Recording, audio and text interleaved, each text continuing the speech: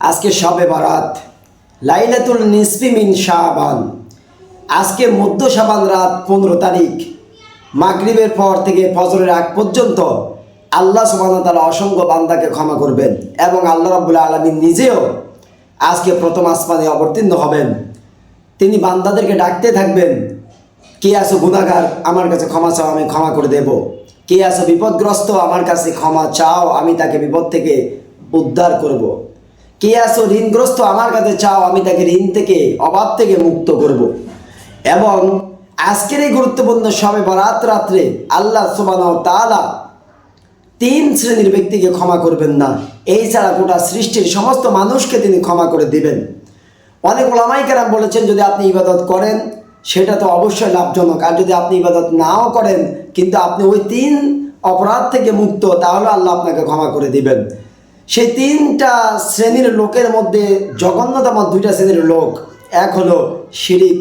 ইন্না শিরকা লা যুলমুন আযীম। শিরিকের মতো এত ভয়াবহ জুলুম আল্লাহর সৃষ্টিতে, আল্লাহর জমিনে আর কিছুই নেই।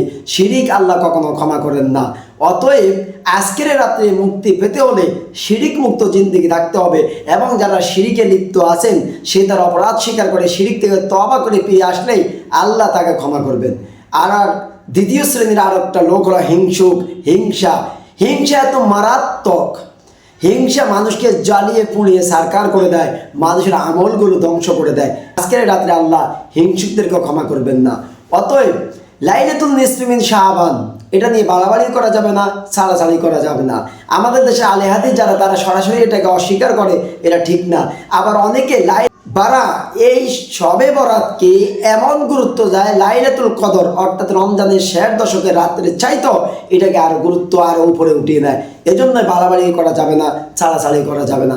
সর্বশেষ বলবো, লাইলাতুল বারাত আজকের রাতে আল্লাহ দোয়া কবুল করবেন, এবং আজকের এই রাত্রে আমরা আল্লাহর কাছে এই দোয়াই করবো। স্ক্রিনে আপনাদের ছবিটা দেখছেন, আমাদের সম্মানিত আমির জামাত, তিনি 18 কোটি মানুষের স্বপ্ন বাস্তবায়ন করতে চান।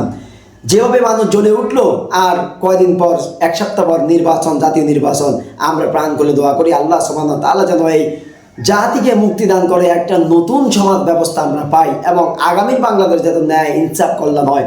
আল্লাহ রাব্বুল আলামিন আজকের শবে বরাতে আমাদেরকে এই দোয়া করার তৌফিক দান করুক।